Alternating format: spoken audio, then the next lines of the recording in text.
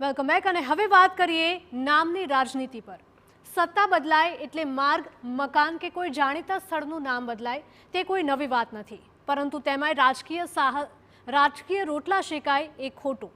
મહીસાગરના લુણાવાડામાં મેદાનમાં ઇન્દિરા ગાંધીમાંથી આઝાદ મેદાન કરતા દેવા કોંગ્રેસના પેટમાં તેલ રેડાયું છે। તો લુણાવાડા પાલિકામાં ભાજપના શાસન બાદ આ બીજો કિસ્સો છે જ્યારે કોંગ્રેસના પૂર્વ વડાપ્રધાનનું નામ કોઈ સ્થળ પરથી હટાવી દેવાયું હોય, કારણ કે અગાઉની જેમ જવાહર બાગનું નામ બદલીને વખત બાગ કરાયું હતું, તે જ રીતે હવે ઇન્દિરા મેદાનનું નામ બદલીને આઝાદ મેદાન કરી દેવાયું છે, જેનો કોંગ્રેસે સખત વિરોધ કર્યો છે। વર્ષોથી ઇન્દિરા મેદાનમાં રાજકીય, સામાજિક અને વ્યાવસાયિક કાર્યક્રમો થતા આવ્યા છે, જેનું પાલિકા ભાડું પણ વસૂલે છે। પાલિકા ઇન્દિરા મેદાનના નામે વર્ષોથી સરકાર પાસે ગ્રાન્ટ પણ મેળવતી આવી છે। જો કે હવે પાલિકાના અધિકારીઓ જ કહી રહ્યા છે કે ઇન્દિરા ગાંધીનું હેલિકોપ્ટર અહીં ઉતર્યું હતું એટલે લોકોએ નામ આપ્યું હતું, બાકી મેદાનનું નામ ઇન્દિરા છે જ નહીં। ત્યારે સવાલ ઉઠે છે કે મેદાનનું નામ ઇન્દિરા નહોતું તો પાલિકાએ રેકોર્ડ પર ઇન્દિરા મેદાનના વિકાસના નામે કરોડો રૂપિયાની ગ્રાન્ટ કઈ રીતે મેળવી?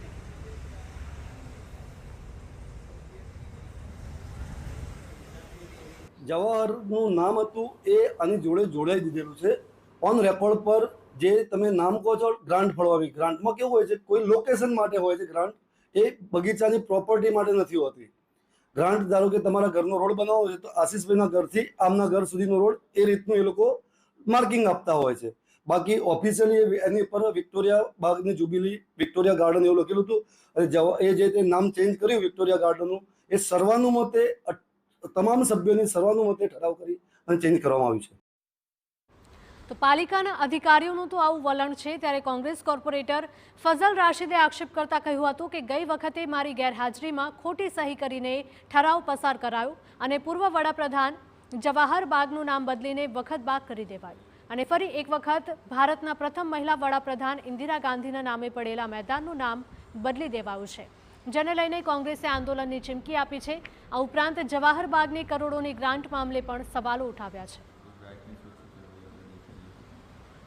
આ બાબતે બોર્ડમાં મારો સખત વિરોધ છે અને ગયા વખતે જે નામ બદલું એ બોર્ડમાં મારી ગેરહાજરી હતી અને તેનું પ્રોસિડિંગ આવ્યું એમાં મારી હાજરી બતાવી છે, તે બોર્ડ ગેરકાયદેસર ગણાય।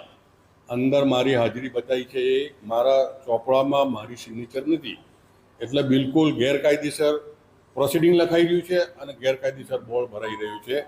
અને હમણાં બી જે બોર્ડ ભરાયો એનું કાચું પ્રોસિડિંગ જઈ સુધી ના લખાય ત્યાં સુધી બીજો કોઈ મુદ્દો લખાય નહીં। હમણાં મેં લેખિતમાં માંગેલું છે કે કાચું પ્રોસિડિંગ અમને આપો।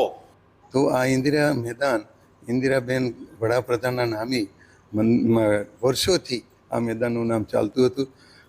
પૂછવામાં આવ્યું ત્યારે એવું કહેવામાં આવે છે કે નગરપાલિકાના રેકોર્ડ ઉપર ઇન્દિરા મેદાન કે જવાહર બાગનું કોઈ નામ નિશાન નથી।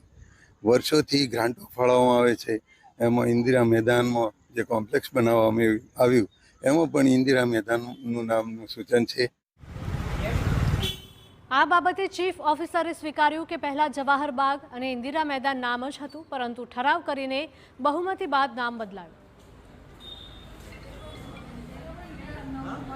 બહુ પહેલેથી ત્યાં અત્યારે અહીંયા ઇન્દિરા મેદાનનું નામ બોલાય છે, પરંતુ અત્યારે સામાન્ય સભામાં જે ઠરાવ થયો એટલે આપણે એમાં નામ ચેન્જીસ થયું છે।